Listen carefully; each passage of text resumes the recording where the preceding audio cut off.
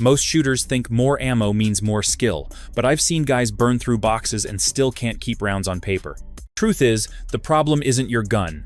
It's the way you grip, press, and move that's holding you back. I'm Luke from Line 45, and today I'm breaking down the habits that separate real shooters from range clowns, so you can stop missing and finally shoot like you mean it. Before we dive in, do me a solid. Smash that subscribe, tap the bell, hit all the dang buttons down there.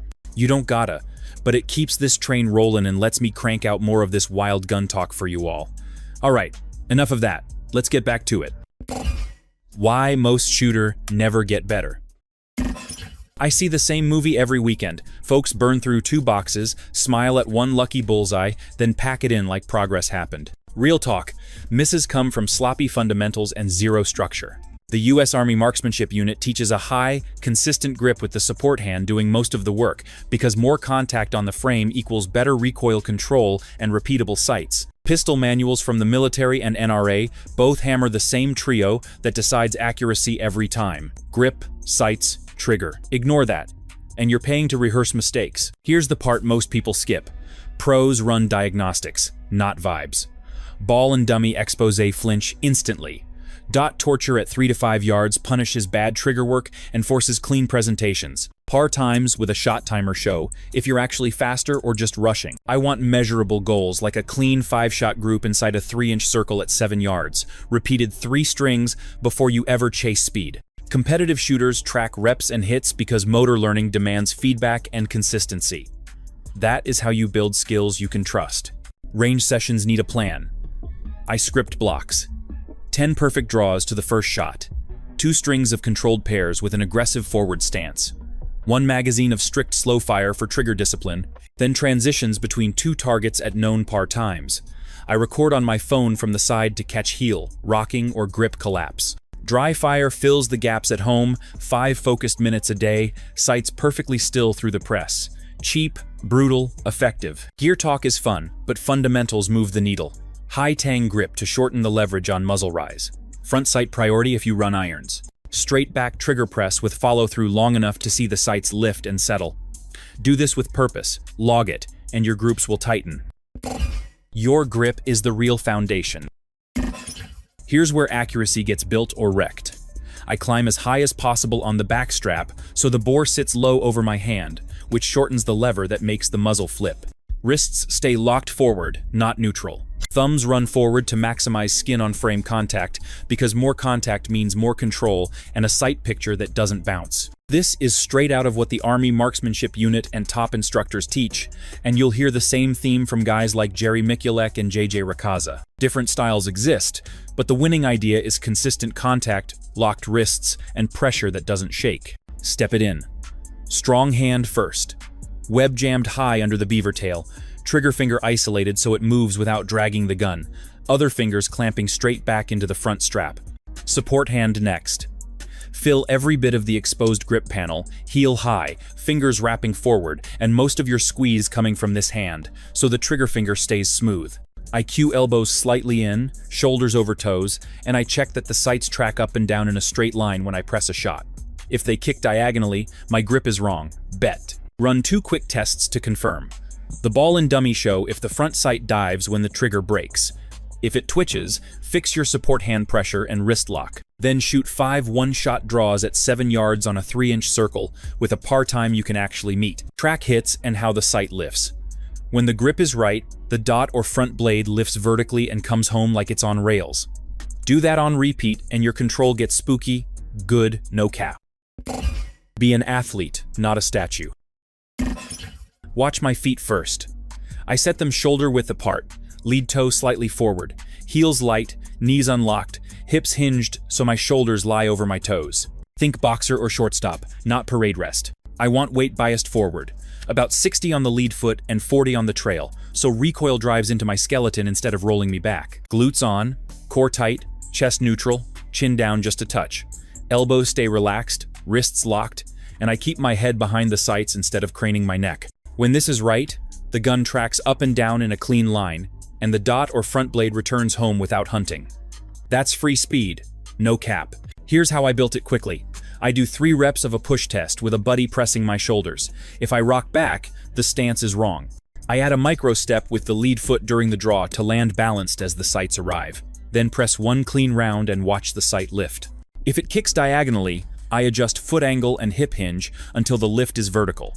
For pistols, I stay square to the target for equal shoulder tension. For carbines, same athletic base with the stock tucked deep, support elbow slightly forward, torso driving the gun so the muzzle doesn't bounce high. I lock it in with timed work. 5 strings of controlled pairs at 7 yards with a realistic par, tracking sight return between shots. Then transitions on 2 targets spaced a yard apart, letting my knees and hips move my body while the upper half stays quiet. When stance and balance are dialed, times drop and hits stack. You'll feel it in one session. The real accuracy multiplier. Trigger control separates shooters who blame gear from shooters who hit. I train a smooth, straight back press focused through the pad of the index finger, so the trigger moves in line with the bore. I isolate the trigger finger during presentation, so the wrist, grip, and support hand tension do not rotate the frame at break. Military and competitive pistol instruction emphasizes isolation and repeatable motion because small, lateral force at the break equals big misses downrange. My dry fire routine is brutally simple. With an unloaded pistol and a safe backstop, I run 10 slow presses, watching the front sight, then 10 surprise breaks where I refuse to anticipate the shot. I practice full resets and partial resets to feel the trigger stages. I use snap caps to simulate recoil and confirm timing so my feel matches live fire. Ball and dummy drills during live fire expose flinch and timing errors fast. For live rounds, I drill single shots at 7 yards with strict focus on sight return between presses, and I log each string for trends. I use tactile cues to remove anticipation. A coin on the front sight during dry fire tells me if I pulled. The trigger-to-trigger reset drill builds flawless short resets, improving follow-up speed without sacrificing accuracy. I time strings and record reps, so improvement is evidence-based. Studies in motor learning show that deliberate practice with immediate feedback beats mindless volume, and that applies to trigger work every session. When you marry this press work with a locked high grip and athletic stance, your groups tighten quickly. Track the numbers, fix the micro errors, and prioritize trigger isolation over optics. Do that, and you stop blaming the gun and start owning your results in trust practice. The hidden trio. Eyes, breath, and follow-through are tiny details that amplify or wreck every shot. I train front sight focus until my brain autoplates on that tiny blade, because your eyes can only lock on one plane at a time. When the front sight is crisp and the target is a little fuzzy, your aim becomes repeatable. Coaches from competitive circuits and military shooting schools push that same rule because it forces the trigger press to be the only variable left. For drills, I do slow, deliberate single shots at 7 yards, watching the front sight for a full second after each break. If the sight swims or the dot wanders, I stop and fix the grip or the press until the sight rides clean. Breathing ties into that visual discipline. I breathe normally, exhale, settle, then fire during the natural respiratory pause. Holding your breath long causes tension and microtremors that wreck fine sight alignment, while rushing a shot on the inhale makes you anticipate. In practice, I pair breathing with an audible count. Breathe out, 2 count, settle, go. That cadence keeps heart rate and tension predictable under stress. Studies on motor control show that consistent respiratory timing improves fine motor tasks, which is exactly what precision shooting is. Follow-through seals the deal. After the trigger breaks, I keep the trigger back, maintain full grip and stance, and watch the front sight return to the exact same spot. That tiny half-second of discipline prevents the last millisecond movement that ruins good presses. Here's my go-to combo. 10 dry fire front sight holds, 10 live single shots with a 1-second sight hold, and 3 strings of controlled pairs where I force a complete sight return between shots. Do those reps and your hits stop being luck and start being math? My secret sauce. You see, dry fire is where the biggest gains hide. I do focused 5 to 10 minute sessions at home with an unloaded pistol pointed at a safe backstop.